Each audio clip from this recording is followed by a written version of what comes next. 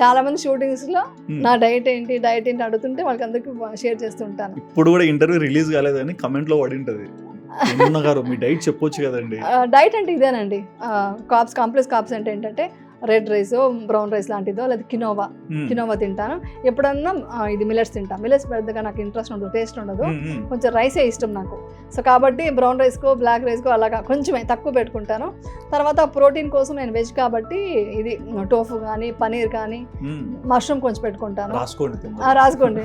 తర్వాత vegetable stir fry అంటే broccoli, జుక్కుని ఇలాంటివి జస్ట్ స్టిర్ ఫ్రై లాగా జస్ట్ కొంచెం వేసి అది కొంచెం బటర్ వేసుకుంటా టేస్ట్ కోసం, అలాంటివి తింటుంటాను. చెన్నా స్ప్రౌట్స్ చేసుకొని దాన్ని ఉడికించుకొని దాన్ని ఒక సైడ్లో ప్లేట్లో పెట్టుకుంటాను.